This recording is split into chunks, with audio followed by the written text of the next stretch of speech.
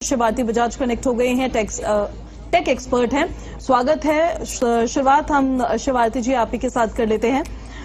आपके सेक्टर को क्या क्या मिला है इस बजट से?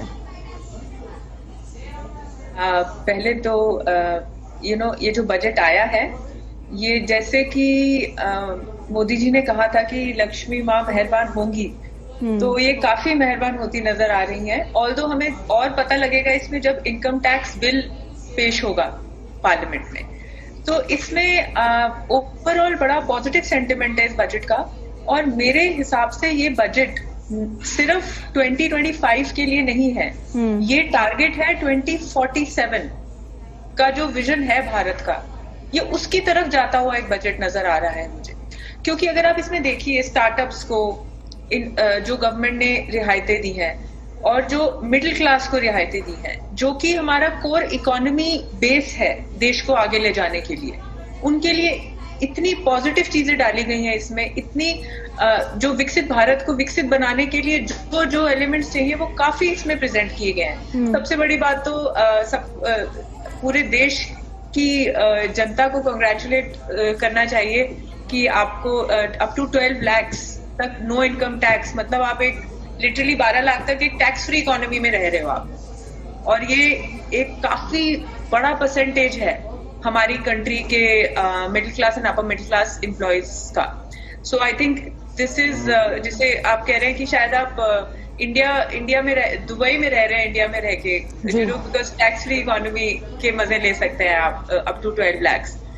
ऑफ कोर्स उसमें कैपिटल गेन इज माइनस किया गया है, बट अगर मैं टेक स्टार्टअप पर्सपेक्टिव से कहूँ तो सबसे बड़ी बात तो जो lithium ion batteries, cobalt powder पे बीसीडी एग्जेम्प्ट हुई है, इससे हमारी ईवी और क्लाइमेट चेंज और सेमीकंडक्टर की तरफ जो हम जाना चाहते हैं इकोनॉमी, उसमें बहुत बड़ा बूस्ट मिलेगा।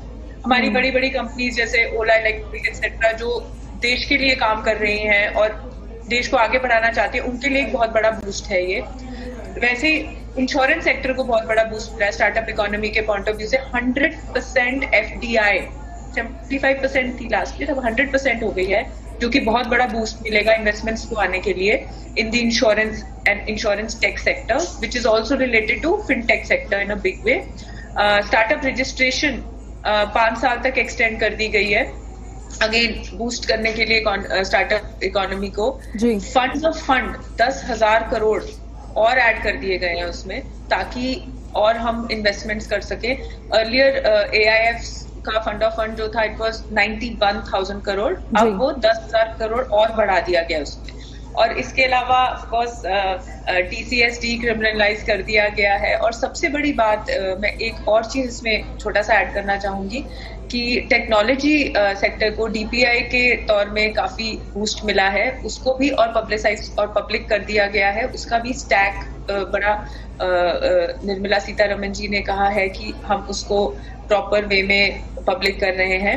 And secondly for small businesses काफी बड़ा बूस्ट मिला है।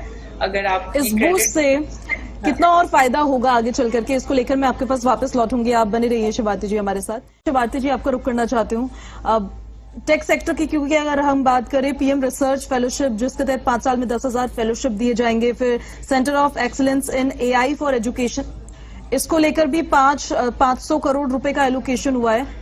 इससे क्या मिलेगा आम जनता अगर समझना चाहे तो? क्या प्रोडक्ट निकलेगा इसके बाद?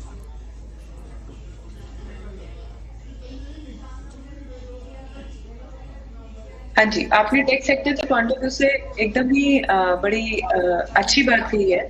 सेंटर ऑफ एक्सीलेंस जो क्रिएटेड है फॉर AI, उसमें अगर आप देखें कि पहले जो बजट में था वो AI था only for agriculture and health care, अब इसको एजुकेशन पे एक्सटेंड कर दिया गया है। तो आप देखिए इसका ग्रास रूट लेवल पे कितना फर्क पड़ेगा कि जब स्कूल लेवल पे AI को इनकॉर्पोरेट कर दिया गया है। AI को जब AI स्कूल लेवल्स पे अपनाया जाएगा, उस इंफ्रास्ट्रक्चर को बैठाने के लिए गवर्नमेंट ने फंड्स एलोकेट किए हैं। इनफैक्ट वो स्टेट इंफ्रास्ट्रक्चर को भी सपोर्ट करेगा सेंटर, ताकि आर्टिफिशियल इंटेलिजेंस का जो इन्वायरमेंट है वो स्कूल लेवल से बनना शुरू हो जाए फ्रॉम एजुकेशन पर्सपेक्टिव। इससे हमारी जो आने वाली जनरेशन्स हैं और जो हमारी इंडियन इकोनॉमी है उसमें आर्टिफिशियल इंटेलिजेंस के रोल को बहुत बड़ा कर देगा, क्योंकि अगर जो चीज नीचे से ऊपर उठ के आती है तो वो आपके सिस्टम का पार्ट बन जाती है।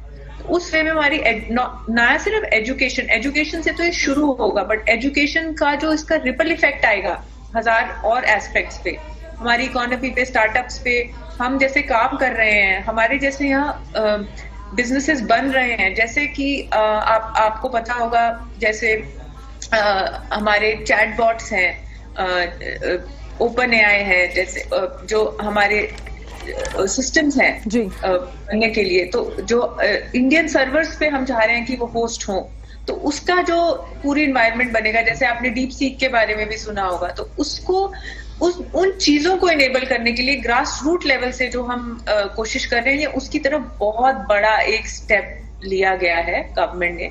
ये शायद अभी छोटा लग रहा है पर इसका इम्पैक्ट बहुत ज्यादा डीप आएगा।